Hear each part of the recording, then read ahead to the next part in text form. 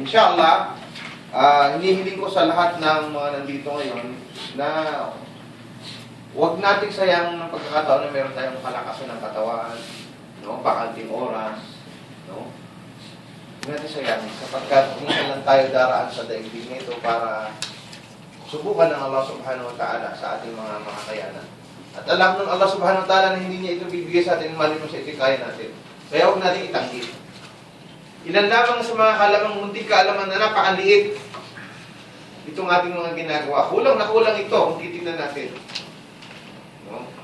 Napag-usapan nga namin kanina sa kotse, mabuhay mo tayo rin ng 100 taon sa daigdig na ito kumpara sa kabilang buhay na walang hanggan.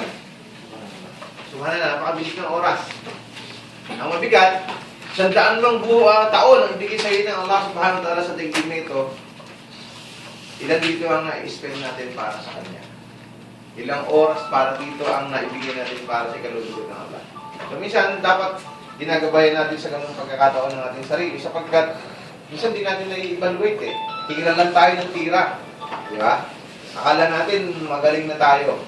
Pero di natin nalalaman, lumilipas ang panahon, ang oras, masasayang natin ng mga bagay.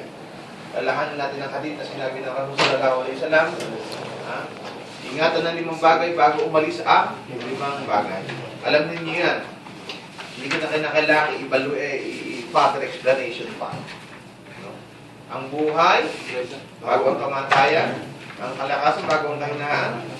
Ang kabataan, bago ang katandaan. Ang yaman, bago ang kahirapan. At ang ano? Panahon, bago itong lumipas. No? Available ka, bago maging busy.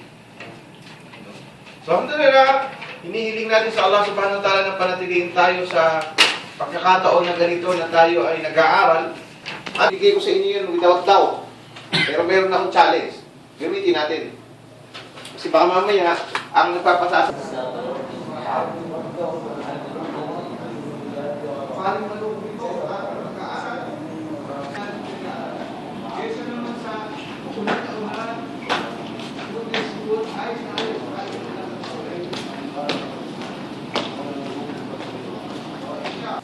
Sa level 1, Tauhid 1, Fiqh, Hadith, Quran. At ito yung Hadith ngayon. Now, kahapon nag-exam kami, pero I would suggest, balikan na lang natin ang level 1. Yung papasok dito, malulungkot naman kami. So, tatatlo lang kami ron, 4 lang. So, review na lang sa mga na... at nalulungkot ako.